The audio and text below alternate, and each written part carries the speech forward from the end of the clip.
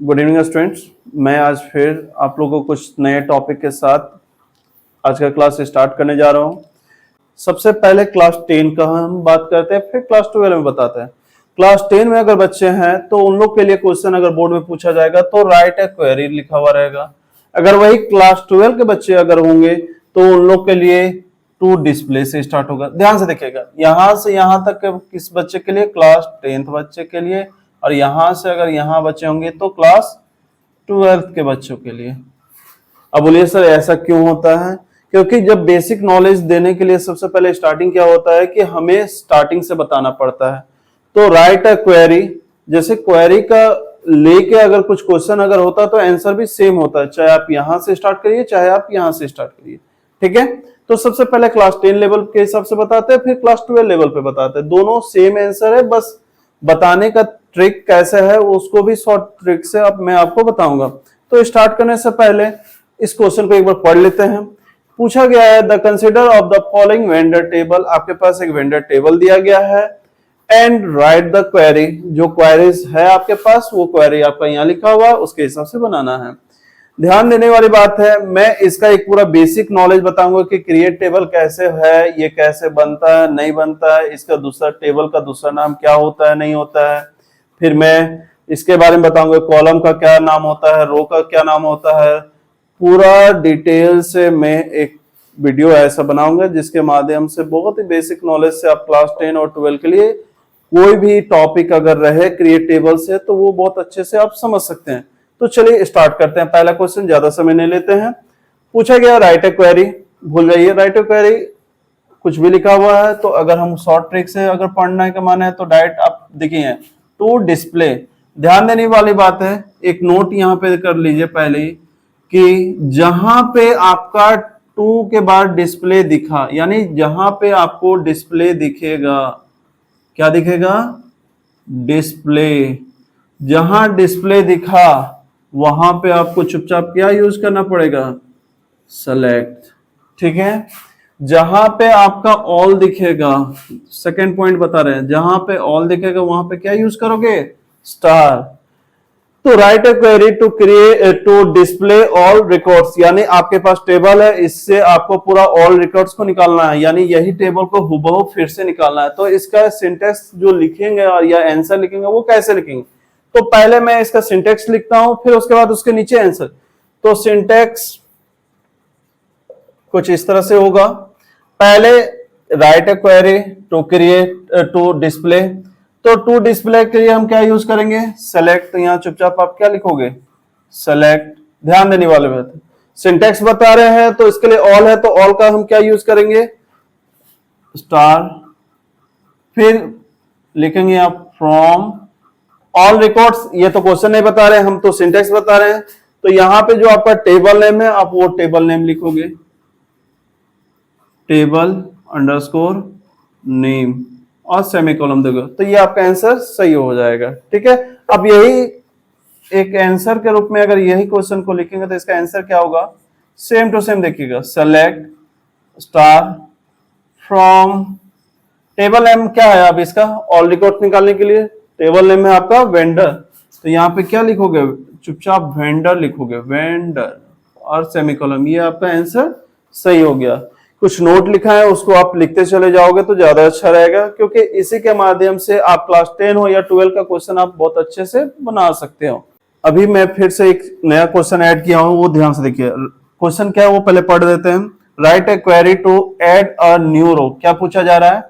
आपके पास जो टेबल दिया हुआ उससे एक क्वेश्चन वो पूछ रहा है, क्या? To add a new row. आपके पास ये टेबल है, उसमें आपका और एक रो ऐड करना विद द फॉलोइंग डिटेल्स। ये आपके पास क्या दिया हुआ है? कुछ डिटेल्स दिया हुआ है जिसको आपको यहाँ पे टेबल में ऐड करना है। तो इसका दो टाइप होता है ऐड करने का तरीका। एक पहला टाइप हम बताएंगे सिंटेक्स के साथ, फिर सेकंड बताएंगे फिर सिंटेक्स के साथ।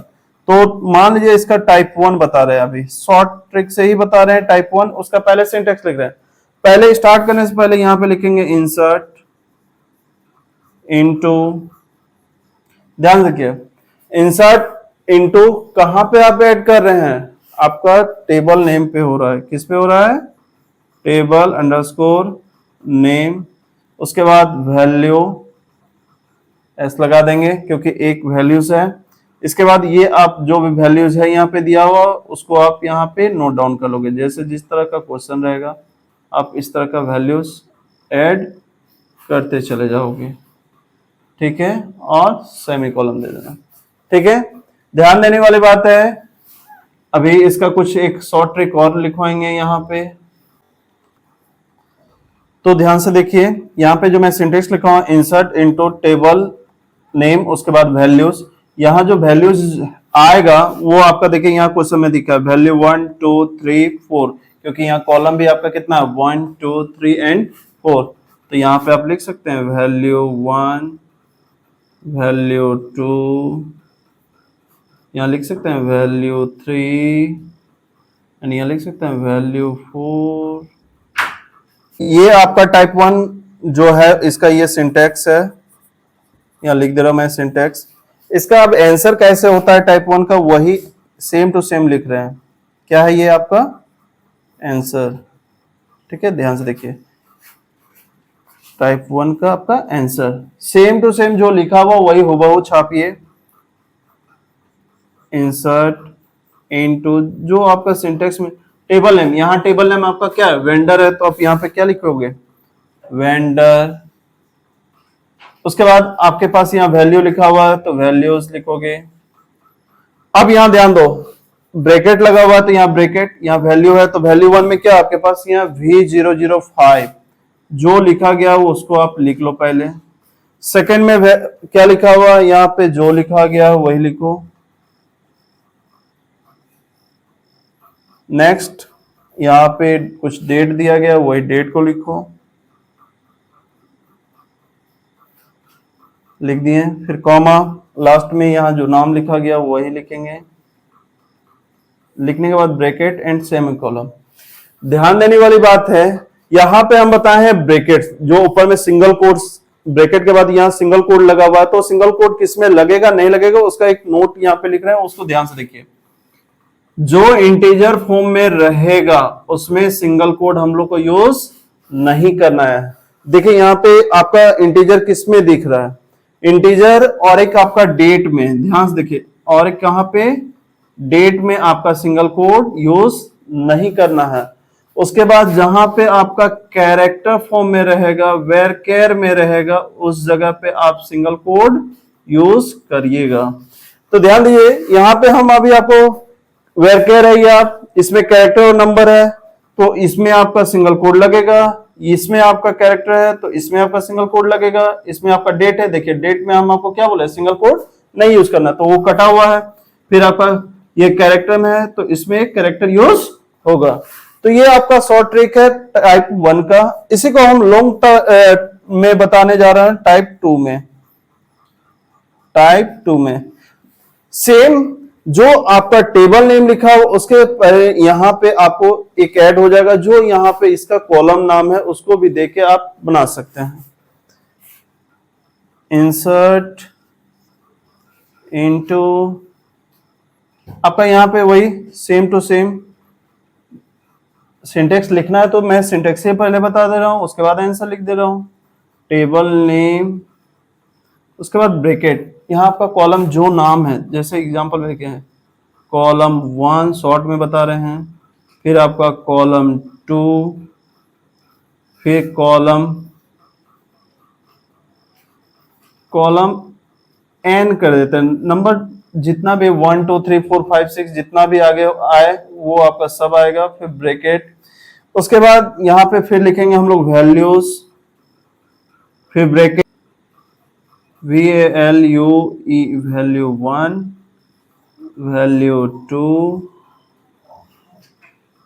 इसमें कॉमा लगा दे रहे हैं, इसमें भी कॉमा लगा दे रहे हैं, फिर कॉमा यहीं पे ऐड करते हैं, वैल्यू 3, कॉमा वैल्यू n कर देते हैं, जितना भी वैल्यू दिया रहेगा उसके बाद सेमीकोलन। सेम यहाँ पे हम क्या ऐड किए टाइप 1 के जगह पे, देखो यहाँ पे जो लिखा हुआ टेबल नेम, उसके बाद यहाँ पे आपको हम क्या ऐड कर दिए कॉलम नेम को ऐड कर दिए। अगर कॉलम नेम को ऐड करेंगे तो आपको सेपरेटली पता चल जा रहा है कि ये वैल्यू किसके लिए यूज किया जा रहा है, वही इसका आंसर होगा टाइप 2 का। ये आपका सिंटैक्स है, इसका आंसर मैं यहां लिख दे रहा हूं, same to same insert into tab. देखिए ध्यान से देखिए, टेबल नेम आपका क्या वेंडर है, तो यहाँ पे सेम टू सेम वेंडर लिखेंगे। उसके बाद यहां बोले थे हम कॉलम, आपका जो कॉलम नाम है वो दे दीजिए। हम यहाँ ब्रैकेट दे के दिखाएं, आप इसे ब्रैकेट नहीं भी दीजिएगा यहाँ पे सिंगल कोट का ऊपर से, तो वो भी आपका आंसर सही होगा। बस इसको दिखाने के लिए, हम समझाने के लिए लगाए थे। वेंडर, अच्छा वेंडर आपका पूरा लिखा हुआ है, वेंडर आईडी है तो वेंडर आईडी, उसके बाद वेंडर नेम है तो यहाँ वेंडर नेम, उसके बाद फिर कॉमा, फिर डेट ऑफ रजिस्ट्रेशन है तो यहाँ डेट ऑफ क्या है रजिस्ट्रेशन, उसके बाद कॉमा, फिर लोकेशन, हाँ लोकेशन ही है, कैपिटल में लिखा हुआ, जैसा आपका लिखा हुआ रहेगा क्वेश्चन में वही लिखिएगा, एंड ब्रैकेट। ठीक है, कॉलम 1, कॉलम 2, कॉलम n करने का मतलब है आगे आपका कितना कॉलम है वही नाम सेम टू सेम लिखना है। इसके बाद हम यहाँ पे क्या बोले थे वैल्यूज, तो यहाँ पे लिखेंगे हम लोग वैल्यूज। उसके बाद यहाँ पे आपको बोला गया कि जैसा आपका वैल्यू क्वेश्चन में दिया, देखिए यहाँ पे जो वैल्यू दिया गया वही सेम टू सेम हम यहाँ पे नीचे लिख रहे हैं, ध्यान से। ब्रैकेट, पहले वैल्यू जो दिया हुआ उसको लिखिए 005, ये किसके लिए इंडिकेट किया वेंडर, देखिए वेंडर में 1 2 3 4, तो यहाँ 5 है तो यही 5 आया। सेकेंड, वेंडर नेम में जो यहाँ पे नाम है वही नाम यहाँ पे देंगे। अच्छा ब्रैकेट देना तो बाद में सिखाया है, जैसा एज इट इज इससे पहले वाले में बताए थे। इसके बाद date of registration, date of registration जो दिया हुआ है वही देख लीजिए, सेम टू सेम आपका क्वेश्चन में जो दिया हुआ उसी को छापना है। फिर लोकेशन आपका जो लिखा हुआ वही आप लिख दीजिए, bracket close and semicolon, bracket close and semicolon. इसके बाद जिसमें सिंगल कोड लगेगा, जैसे मैं उधर बताया हूं नोट में, NOTE होता है नोट, ठीक है, single code and single code. अब ध्यान दे, यहां हम सिंगल कोड अभी लगा रहे हैं, वो समझाने के लिए बता रहे हैं कि इसमें सिंगल कोड नहीं लगेगा। ध्यान से देखिए, यहाँ डेट है, डेट में आपका सिंगल कोड बोले हैं नहीं लगाने के लिए, तो इसका सिंगल कोड क्या होगा, अगर आप कोई बच्चा गलती से लगा दे रहा है तो इसे आप हटा दीजिएगा। ठीक है, तो ये है आपका शॉर्ट ट्रिक और लॉन्ग ट्रिक के माध्यम से इस पूरा क्वेश्चन को मैं सॉल्व किया हूं। अगर कहीं पे कोई डाउट होगा तो फिर कमेंट करें। फिर मिलते हैं कुछ नए वीडियो के साथ, कुछ नए टॉपिक के साथ नेक्स्ट वीडियो में। तब तक के लिए थैंक यू।